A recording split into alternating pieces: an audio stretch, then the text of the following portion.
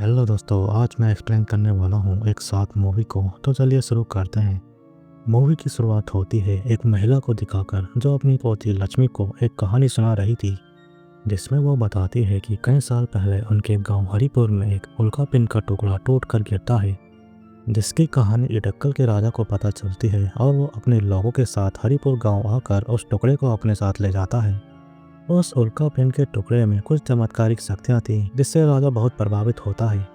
वो टुकड़ा एक लोहार को देखकर राजा उस लोहार से एक ज्योति द्वीप बनवाता है, जिसमें हवा, पानी और तूफान को काबू करने की शक्ति के साथ साथ और अन्य शक्तियाँ भी मौजूद थीं। उस ज्योति द्वीप के कारण इडक्कल राज्य की सुख समृद्धि में कई गुना बढ़ोतरी हो गई।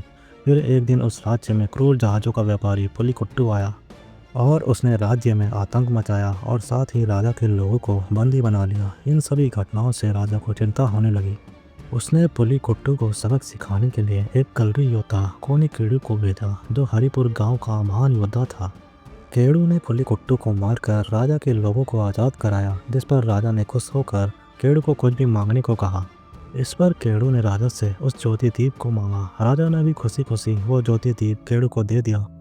फिर कोनिकेडू अपने गांव हरिपुर आता है उस ज्योति द्वीप को वहीं स्थापित करने के लिए जहां कभी उल्का पिंड टूट कर गिरा था। इस बात से गांव के सभी लोग बहुत खुश होते हैं। गांव आने के बाद कोनिकेडू अपनी प्रेमिका ज्योति से मिलता है, जिसके बाद द्वीप की स्थापना गांव में कर दी जाती है। लेकिन उसके थोड़े दिनों बाद गांव में चेचक की बीमारी फैल जाती है। यहाँ कोनिकेडू की प्रेमिका भी इस बीमारी से ग्रस्त हो जाती है। कोनिकेडू अपनी प्रेमिका का इलाज कराने ले जाता है, जिससे कोनिकेडू को भी चेचक की बीमारी हो जाती है। मगर वहीं कोनिकेडू की प्रेमिका सही हो जाती है, जिसके कुछ दिन बाद कोनिकेडू को एक संदेश मिलता है, जिसे पढ़कर वो जला देता है और उसके बाद कोनिकेडू की मौत हो जाती है। कोनिकेडू की मौत के बाद उसकी प्रेमिका गांव छोड़ देती है, जिसके बाद से इस गांव में कोनिकेडू की कहानियाँ सुनाई जाती हैं और साथ ही उसकी याद में हर 5 साल में शक्ति प्रदर्शन का उत्सव आयोजित किया जाता है। फिर लक्ष्मी अपनी दादी से मनियन की कहानी सुनाने को कहती है।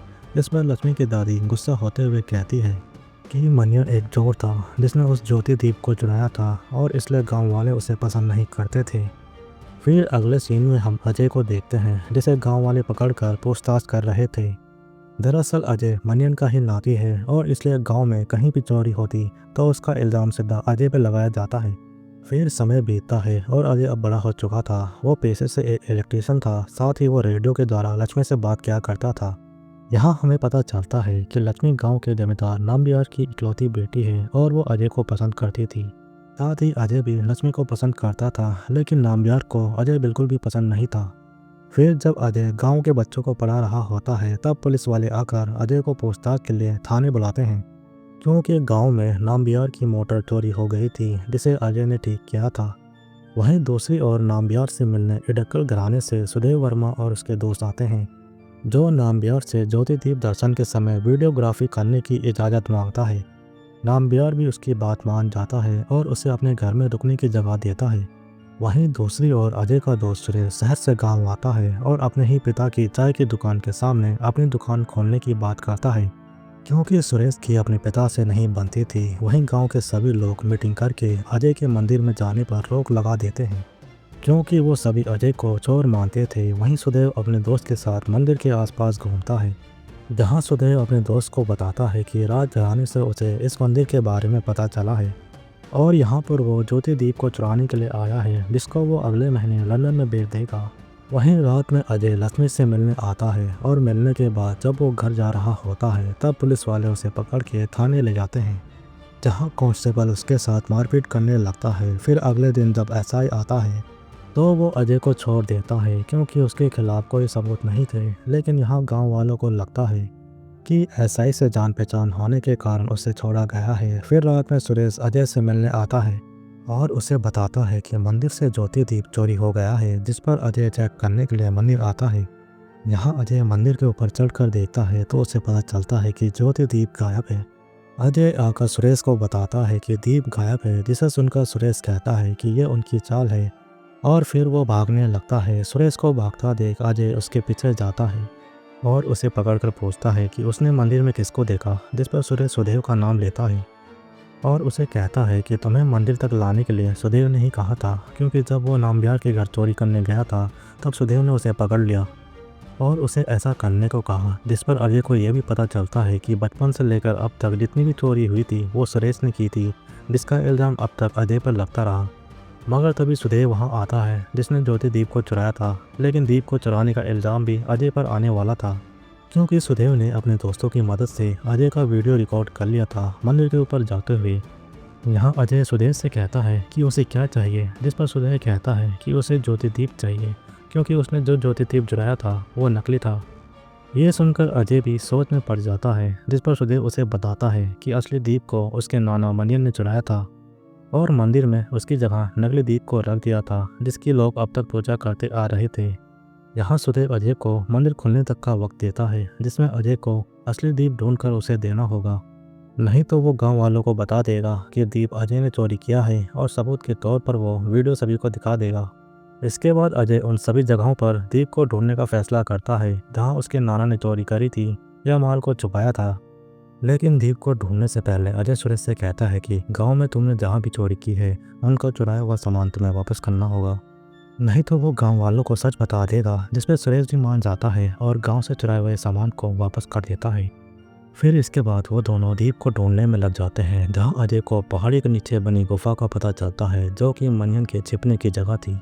यहाँ अजय को दीवार पर बने चित्रों के माध्यम से एक कहानी पता चलती है कि जब उसके नाना मनियन ने दीप को चुराकर अपने साथी लोहार के पास आए थे, तब उन्होंने अपने साथी को दीप के जैसे ही दिखने वाला एक नकली दीप बनाने को कहा था, जिस पर लोहार ने दीप को छू कर देखा और मनियन को कहा कि यह दीप नकली है, क्योंकि मेरे पूर्वजों ने ही दीप को बनाया था, इसलिए मैं असली नकली की पहचान कर सकता हूँ। और यही बात केवड़ू को संदेश के जरिए पता चली थी कि अटकल के राजा ने उसे नकली दीप दिया और असली दीप को महल के अंदर ही छुपाए रखा। और अब ये बात मनियन को भी पता चल चुकी थी कि राजा ने गांव वालों के साथ धोखा किया है।